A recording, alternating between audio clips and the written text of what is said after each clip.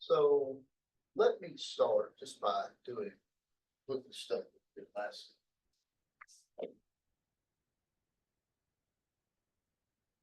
So do y'all remember how to count the number of objects in a union of two finite sets?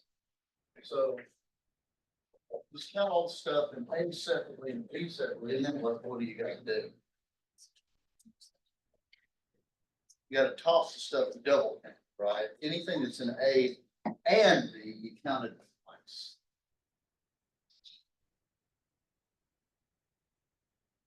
This is from last. What if we had something more exotic, like? So I left you with this question last time. Anybody guess how to do this?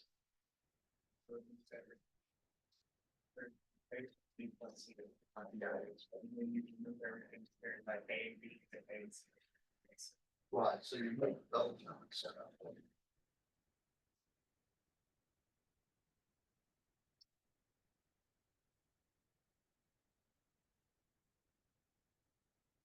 But now you potentially thrown out too much, right?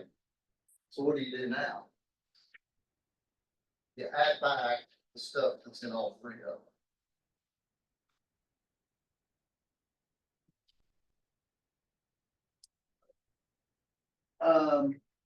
See if you can see how this pattern persists, right? What if you have 4 sets? What if you have 5? See it. And in fact, I believe that that's one of my red exercises in a certain sense on the last homework that I said you can turn in at any point during the semester. See how you can generalize this. Let me give you an example.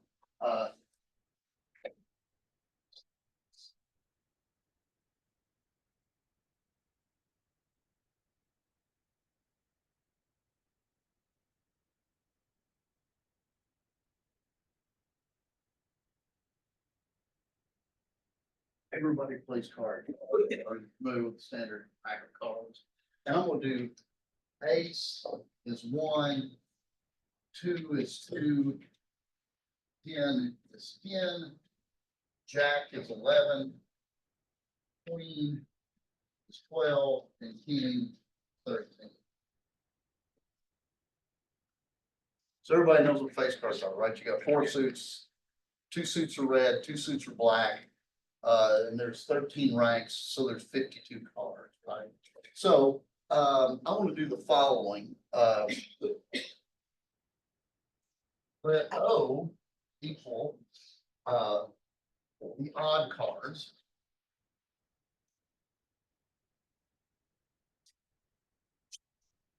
Right? And these are the ones that correspond to an odd number. So the odd cards would be ace, 3, 5, jack, all the way up jack king, right? Yes. Doesn't matter like ace 5 level. No, we're not playing cards here. I'm just assigning a number. So O is the odd cards. F is the face cards. Jack, queen, king. That's what I want to find the face cards to be. And R is the red cards. Now, my question is, let's count what's in the union of these.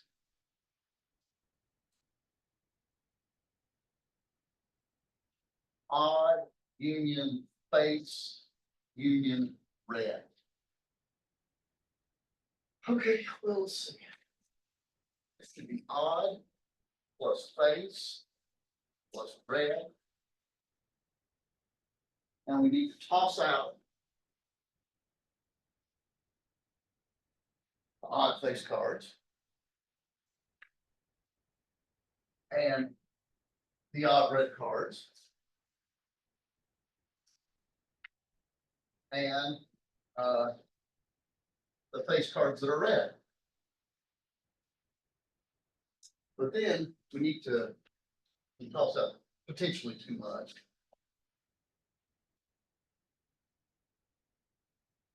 we need to throw back in the ones that are odd face cards that are also red. So let's see if we can go through this.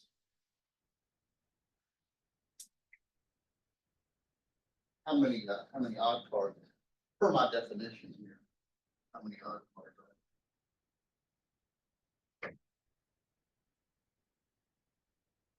28. Yeah, that's right. Right, because how many odd cards are there? The aces are odd. Right, the aces, threes, five, seven, nine, jack, king, right, there's 7 of these. But all of them, there's 4 suits, right, so there should be 28. Everybody agree with that? How many face cards are there? Per my definition. There should be 12, right, because there's 3 of them, but there's 14. How many red cards are there? Should be half the pack, right, so it should be 26. Okay. How many odd cards throughout the deck? How many odd cards are face cards? Well, the face cards that are odd are which ones? Jack and No, king. sorry. Right, that's right. So Jack and king are the odd face cards, right? There's 4 suits, so there should be 8 of these. Everybody agree? How many are odd and red? So there's 7 odd ranks, but there's 2 red suits, so there should be 14. Everybody agree with that? How many face cards are red? 6 of them, right? 2 red suits. Okay, this is an exclusive club, isn't it? Needs to be odd and face cards, so we're down to Jack and king already. And how many are red?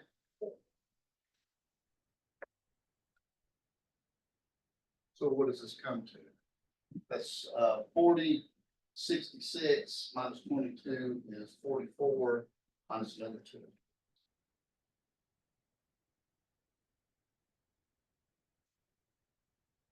Okay, any questions?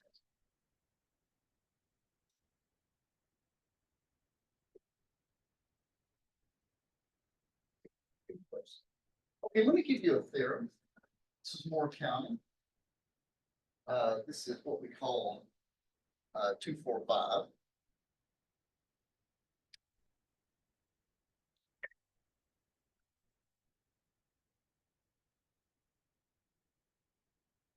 Suppose you have 2 tasks, A and B, that can be performed. In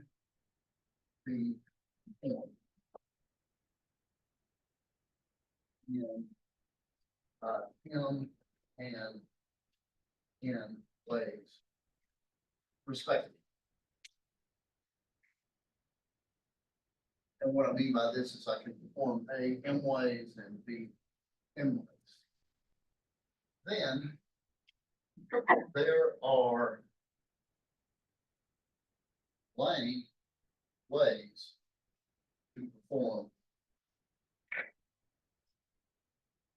tasks.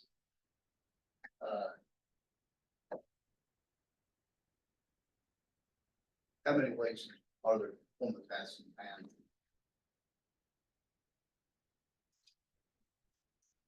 Good. Think of it this way. How many ways can you pick? Can you pick A? How many ways can you perform A tasks M? How many ways can you do this? So for example, what if I ask you, pick me, I've got 2 tasks for you. Give me a number between 0 and 9, inclusive, integer, and then give me a letter of the alphabet, our alphabet. How many ways are there to do this, perform these tasks? How many outcomes do you have?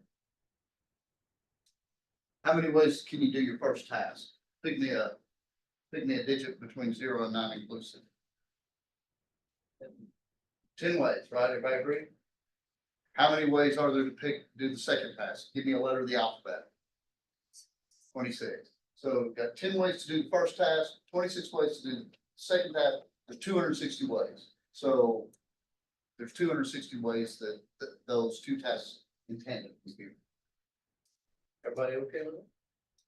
How do you suppose we might prove this? And I'm not going to, I'm gonna leave this one as an exercise. I'm gonna do kind of the next step up.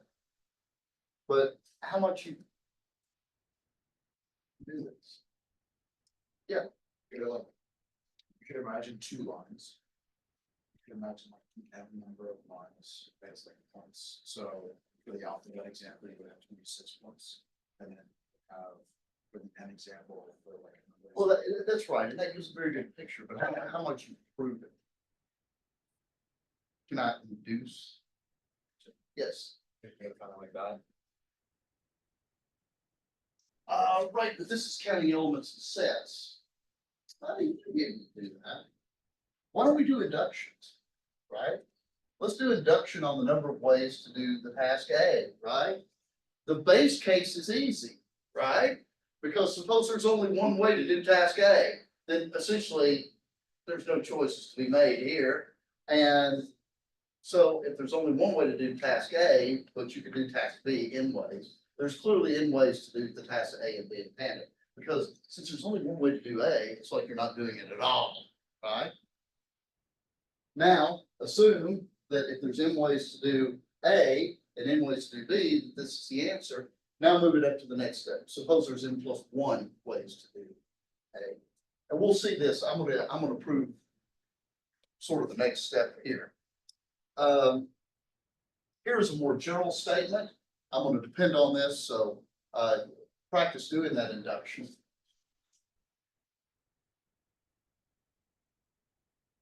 And I bet y'all tell me what the answer to this is. If K independent tasks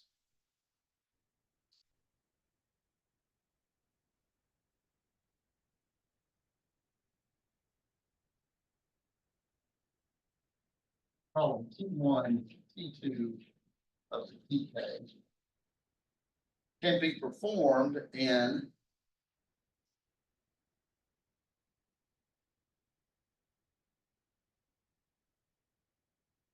N1, N2 up to NK ways, respectively.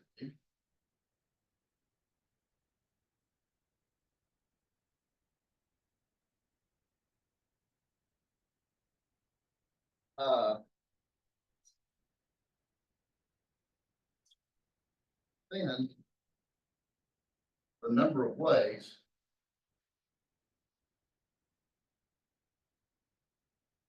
to perform all K tasks. Anybody want to guess?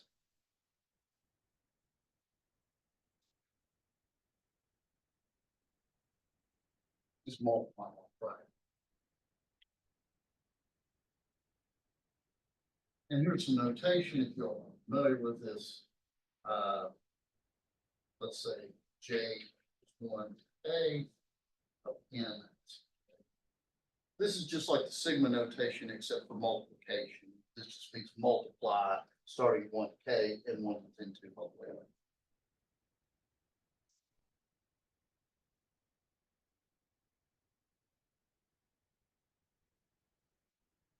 Everybody okay with that? Let's prove this. That's honest.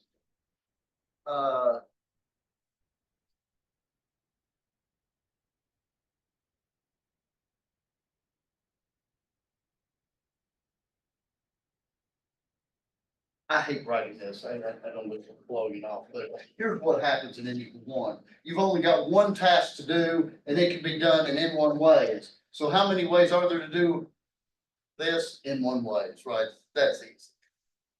What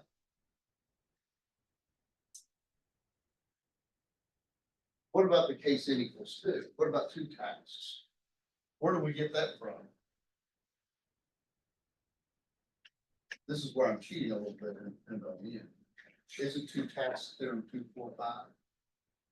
Right.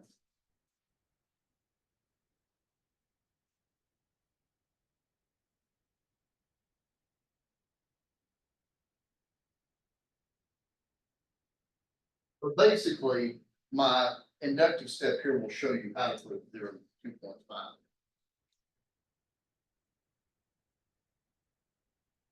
Hypothesis. Suppose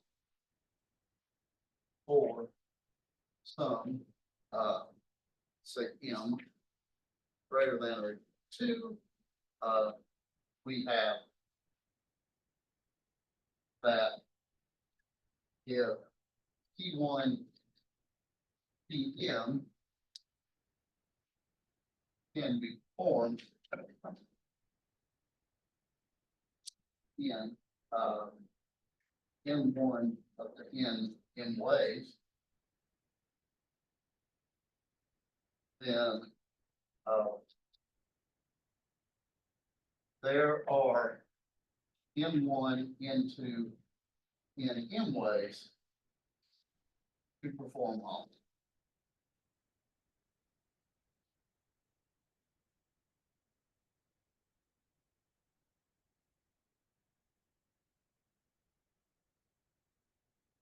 There's my inductive hypothesis that for some m, if I have m tasks that can be performed in M1 of in n ways, then multiplying all these tells you how many ways there are performed. All of the tasks.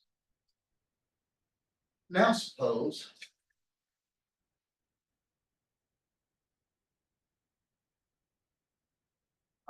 we have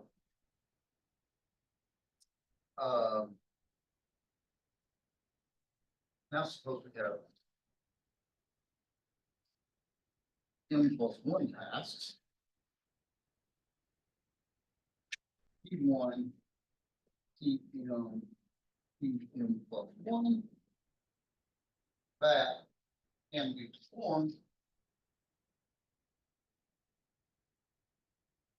in M1 and M in M+1.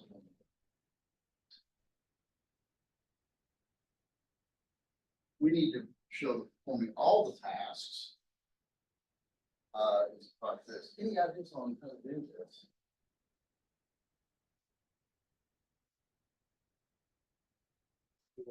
Yeah. A single task. Yeah. That's exactly right. Good.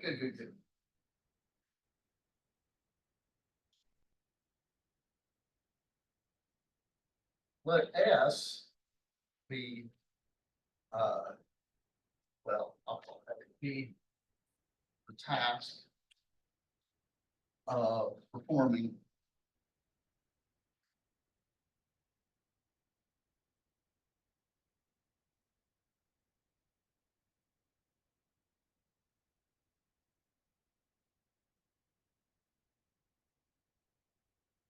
task A can be performed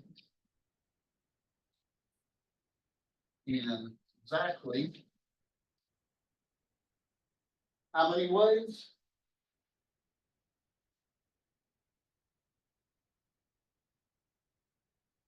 And that's our inductive hypothesis. Because my task A is actually made up of m little tasks, and my inductive hypothesis says that's how to figure out how many ways. One. Everybody okay with that? This is the inductive hypothesis. Work.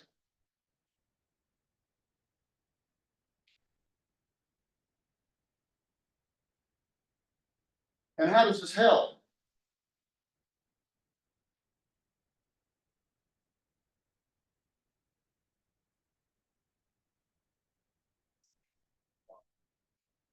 Multiply n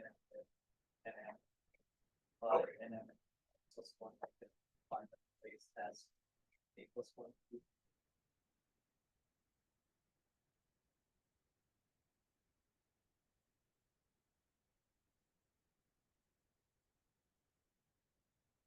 Right.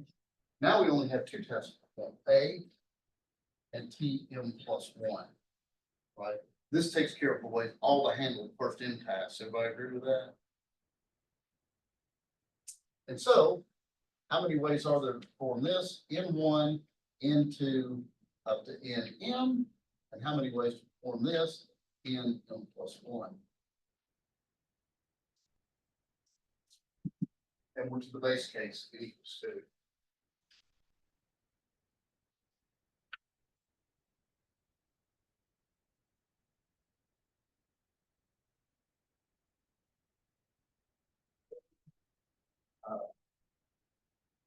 A and Nm plus one can be performed.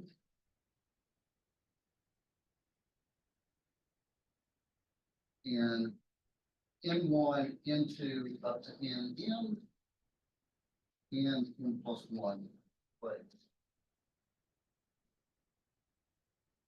So T1, Tm plus one, and the performed.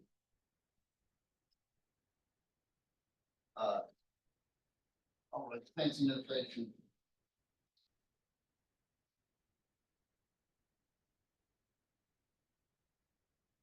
So we built the ladder and it works. Any questions?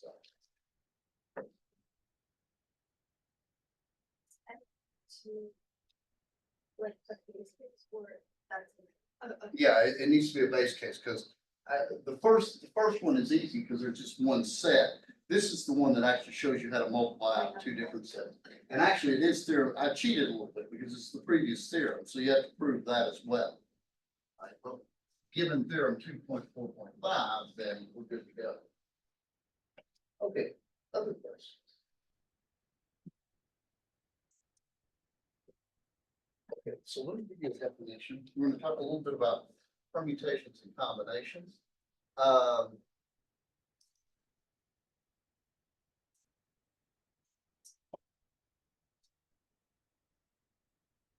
Definition 247.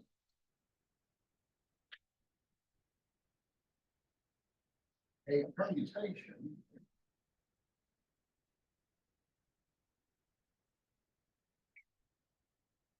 of a set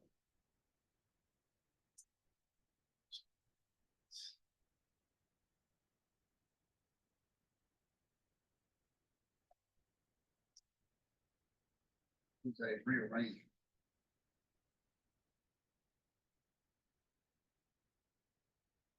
of elements of a set.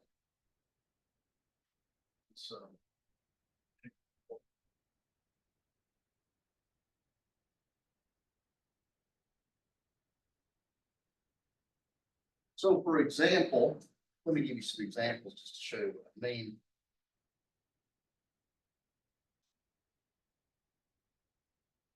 Suppose S is set 1, 2, 3. Here's some permutations.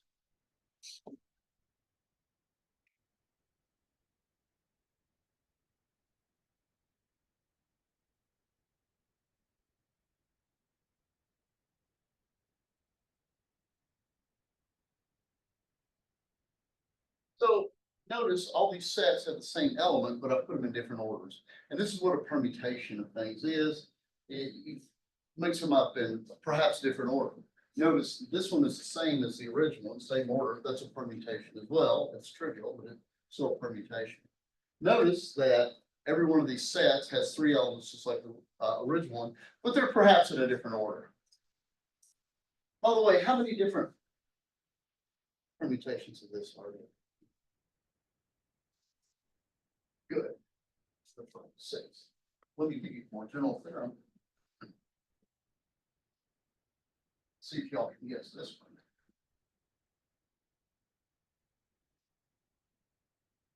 This is theorem 248.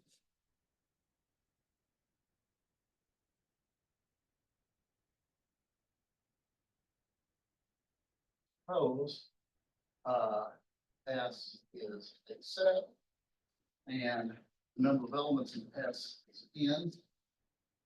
greater than or equal to 1. Then.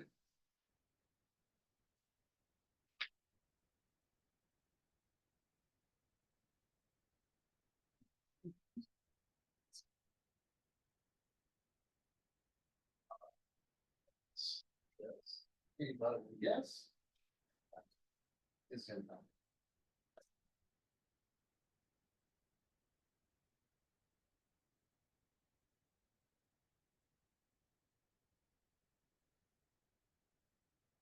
Let me give you a sketch of the proof. I encourage you to do this by induction. This is a good another image. I'm gonna give you a different proof that's more of a counting.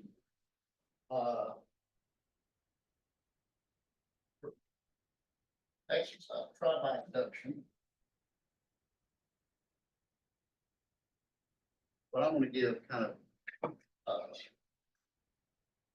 suppose that S.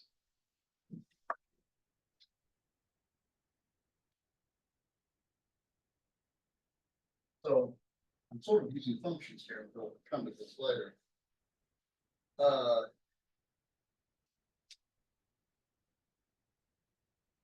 Function of S corresponds to a rearrangement of these n numbers.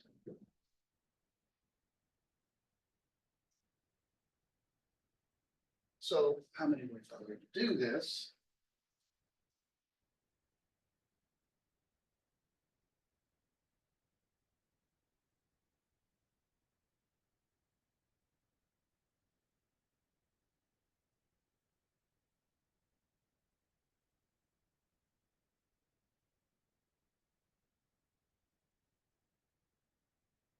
That's kind of a possibility, right? So a rearrangement of this could be listing these numbers in a different order, right? So let's just go through and count how many choices there are. How many choices do I have for my first entry here in my rearrangement? Well, I've got to pick one of the numbers in that set F. So how many choices do I have? There are n ways to do this task, right? Okay, now that I've done this task, and this is, you might see the induction going on there. Once I've made that choice and pulled out whatever element, notice that n doesn't signify I pulled out n, it pulled out one of them. Maybe I pulled out a 3 or a 2 or something like that. What happens to the size of the set? It drops by 1, right? I can't pick that, whatever choice I made for the first one, I can't pick it anymore. Everybody agree with that? So now, after I've made that first choice, I've got a new task. And my task is, how many ways to pick that? There's n minus 1 things left. Pick from, right? I make that choice and I reduce the size of the set again, right? How many choices for the second one or the third? N minus 2. Second to the last one, how many elements are left? That's 2. And then after I pick the first n minus 1, whatever's left over, no choice, right? These are all tasks. N minus 1, n minus 2.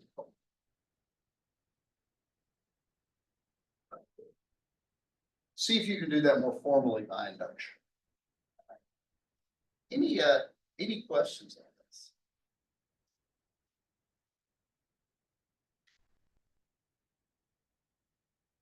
Here's I'll look this up here for this one. Throw on the second one. This is a similar kind of proposition.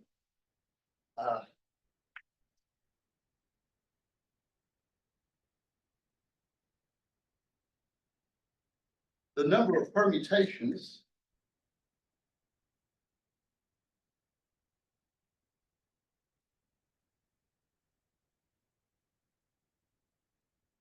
of k less than or equal to n objects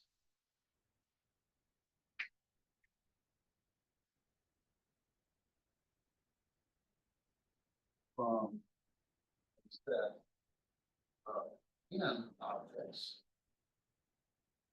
is blank. Actually, I'm not gonna give you the answer to this. We'll see if we can figure it out.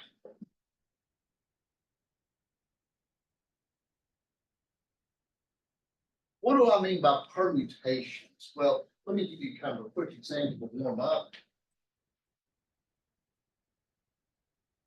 Let's let S equal 1, 2, 3, 4. So n equals 4, and let's say k. Okay. Let me give you some kind of things. This is talking about the permutation of two things taken out of a set of 4. Let me give you some different ones. Somebody pick a number between 1 and 4. 3. Okay. Pick one that is not 3. Okay. That's one of these permutations. Just pick something else, right? Here's another permutation that's different. You might have picked them in a different order. And with permutations, I distinguish these two as different, right? But it can be anything. 1, 2, 2, 4, 3, 1, like that. Right? Pick one and then pick something you hadn't picked already, right? So let's see what the answer to this is. What it is. Factorial times the element. What's that? K factorial times the elements.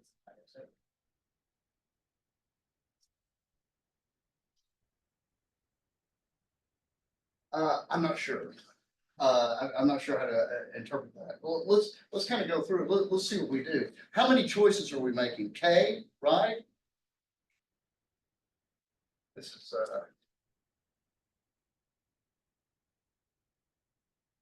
so there should be K in these choices we're making. Everybody agree with that? Now I'm picking this out of a set of n objects, right? So how many choices, when I go up to my set with n things in it, how many choices do I have for this? N. This is just like that previous thing we did. Now I've made that choice. How many choices do I have for my second pick? N minus 1. N minus 2. N minus 3. Okay. How about the last? Okay. What's that now? N minus K.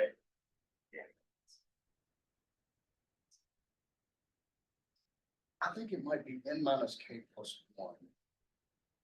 Right? Let me see.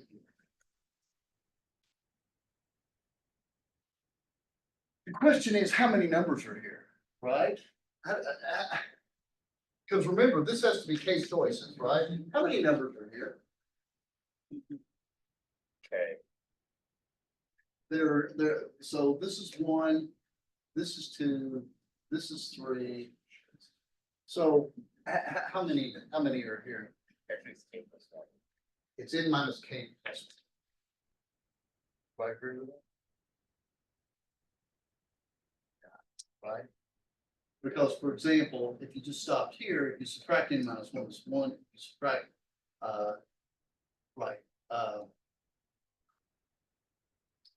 subtracting 1 from this tells where you start. Everybody agree with that? So this is, it should be n minus 1, n minus 2,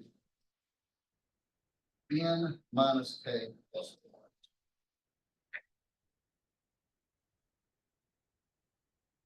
There's a more concise way to write this.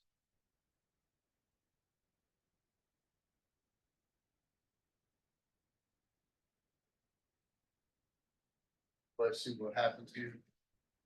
This goes n minus 1 all the way down, but this cancels everything at n minus k and further down. Everybody agree with that? Let me write that, maybe. Hopefully clarity.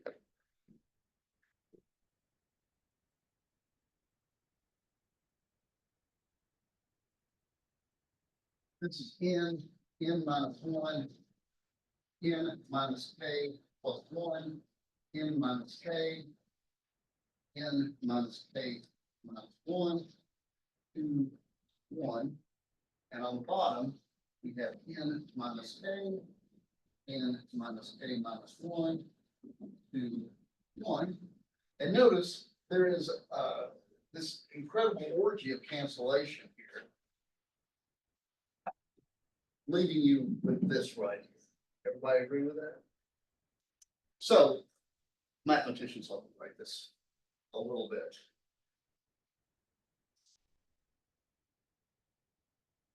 We just kind of shorthand for writing this. Everybody okay with that? Okay. Now notice, oh, right, let me get the following definition here.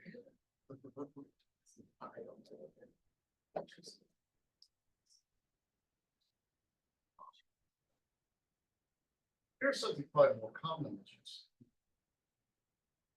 Definition. Suppose that K is between 0 and n.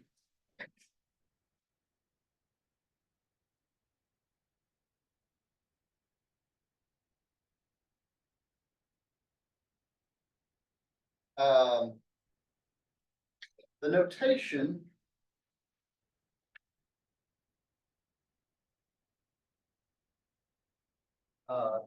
in K, this is often read in choose K.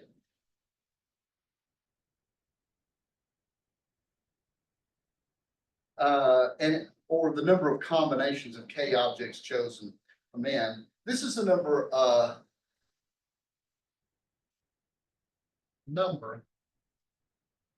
of distinct K element subsets chosen that can be chosen from a set of N elements.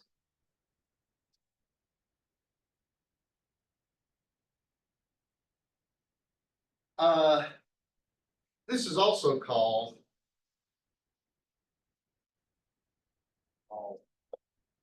a binomial.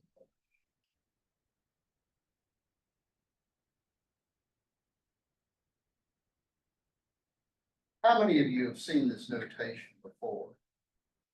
I'm curious, where did you see it? Did you see it in like a probability stats class? Or did you see it in algebra class? Yeah, it'll show up for sure if you have a probability course or stats course. It'll show up in algebra, it'll show up in combinatorics. It's kind of all over the place. So we define it to be this. Here's what it is. And you might be able to guess. I'm kind of just going to be verbal proof.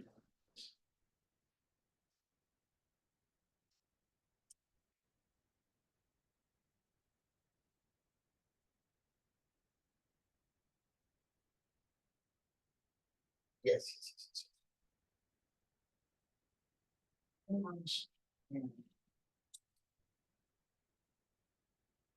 Then into K. This is the number of ways to pick a set of K things out of a set of N things. Anybody want to guess what it is?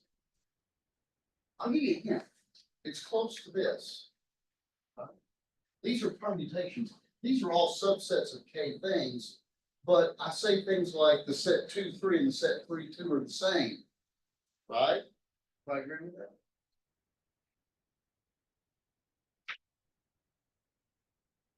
I'm tempted to say that, but that's too many. Because, for example, the set 2, 3 and set 3, 2 are the same. Yes. You divide by K factorial because you're getting rid of all the different permutations. Exactly right. This is a set of K things. K factorial is the number of different ways to rearrange that set of K things. And this tells you how many times you've counted the sets of K, right? So for example, if you have the set 1, 2, 3, right? If K is 3, you have to divide out by 6 because in your list of this thing, the sets 1, 2, 3, 1, 3, 2, 2, 1, 3, 2, 3, 1 3, 1, 2, 3, 2, 1 will all be listed as different. But those are actually the same set if you don't care about order, right? So this thing is the number of ways to pick a K element set from a set of n things. So for example,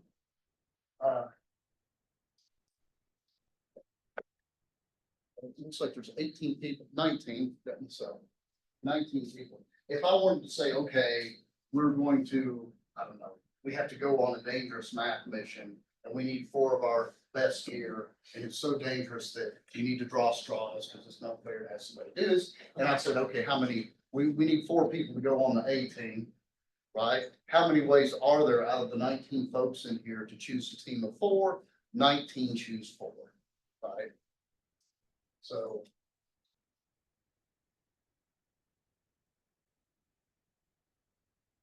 For people from the class of 19. How many ways to do this?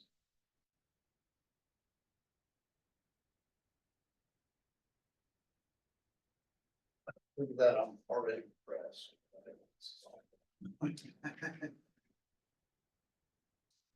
But actually, that 15 factorial helps out a lot. This actually, the 15 factorial is a bloodbath. I mean, it takes care of a bunch of this stuff. This is 19 times 18 times 17 times 16 divided by 4 times 3 to 1.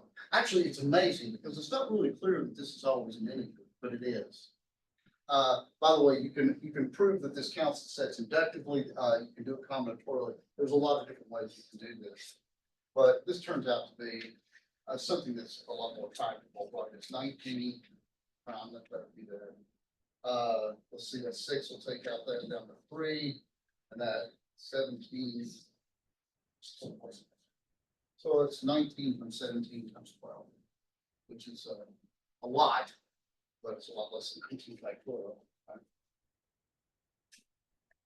Okay, any questions on this?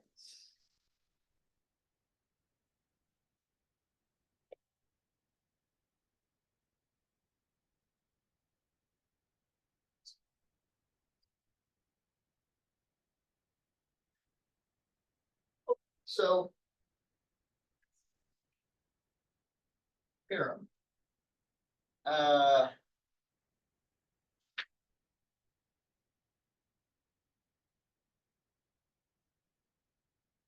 this is too short.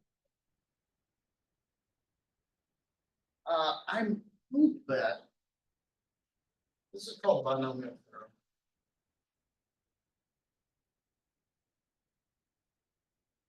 I'm willing to bet almost everybody has seen this in one form or another.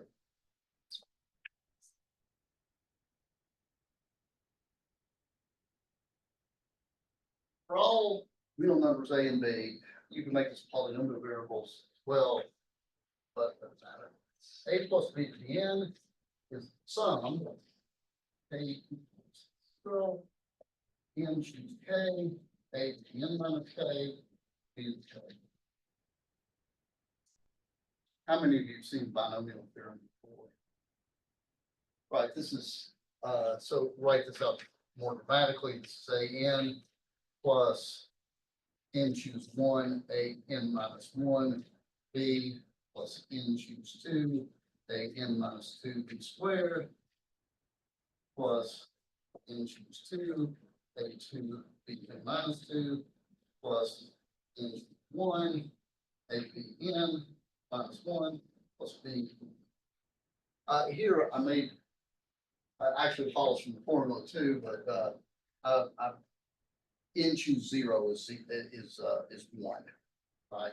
And you can see that by putting 1 right here too. And here are some properties of binomial coefficients that are useful.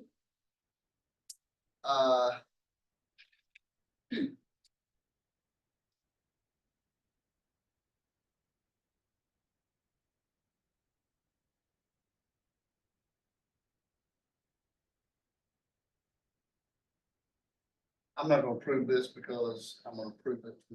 Anybody know what this is?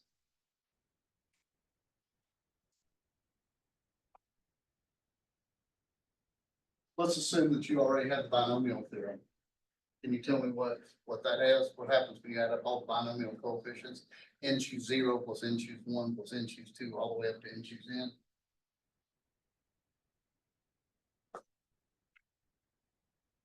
This is all to the n power. You want a proof? I love this proof. Let A and B both be 1. Right? What happens over here? Poof, Casper, they're gone. 2 to the n, it's the sum of the parts. You gotta love that.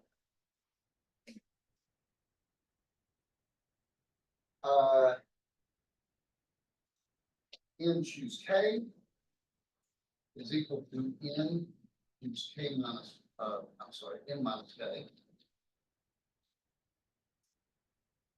That's easy to prove just by the definition. This one is a little more exotic, very useful though.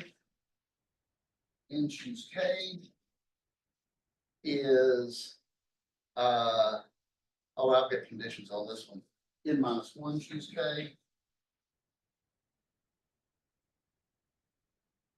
N minus 1 choose k minus 1.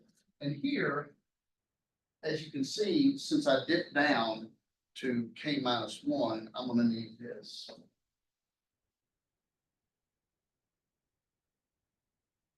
I can't go all the way from 0 to n.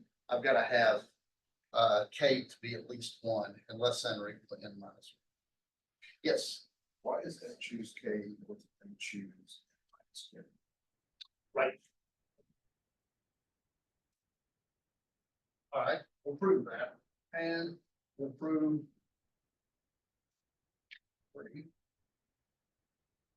What is n choose k? By definition, it's this.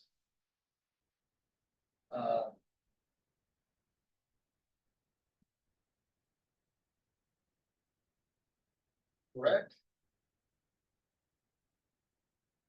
What is n choose k, oops, n minus k? This actually, what this is this means that the binomial coefficients are symmetric. This is n factorial over n minus k factorial, n minus k factorial. Correct? This is n minus k, so this is k factorial, n minus k factorial, which is the same as this.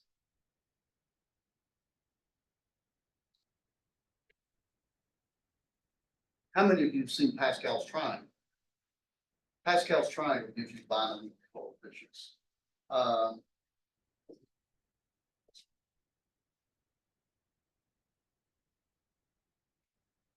One.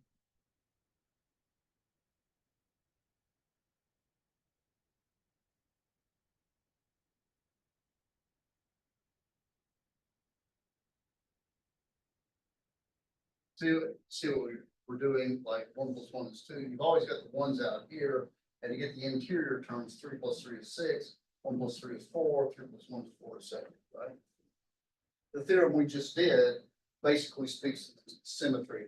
Here's n choose k, n choose n minus k. Notice how they're symmetric. Right? Notice how the rows always add up to a power of 2. It says up to 1, 2, 4, 8, 16, 32, and so. Any questions on that? Let's look at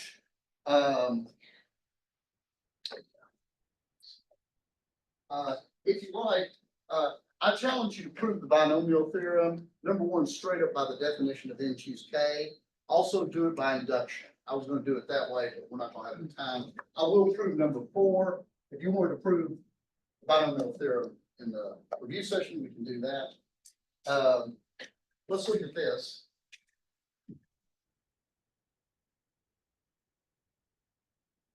This is a very important property. What is this? This is n minus 1 factorial, n minus 1 plus k, minus k. Factorial k factorial. Plus n minus one factorial, this minus this, which is going to be n minus k factorial, k minus one factorial. Right. And where am I going? Well, I guess I want to get up to n choose k, so I need a denominator of, let's see. So how can I move forward with this? I want to get, where I'm going is I should be able to somehow get n factorial, k factorial, n minus k factorial.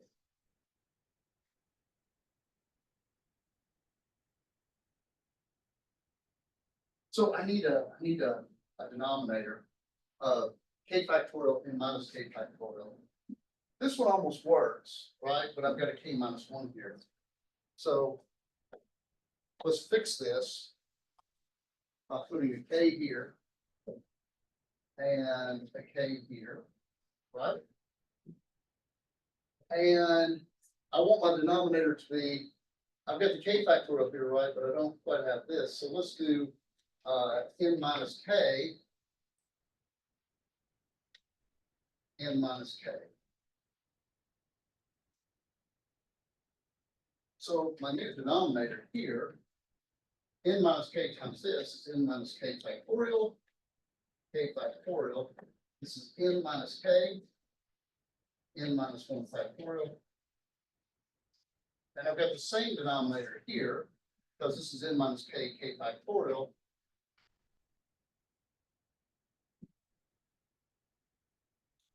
So notice in the top, I can pull an n minus one factorial out of the top.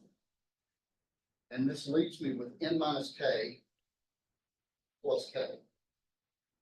And in the bottom, I have n minus k factorial, k factorial. And this thing is just n. And n comes in minus one factorial is n factorial. And so I get n choose k. And that puts me. Okay, any questions on that? Okay, well, please be at the review session if you can. It'll be 6 o'clock. Other than that, y'all have a good one, stay dry, and I hope to see you soon.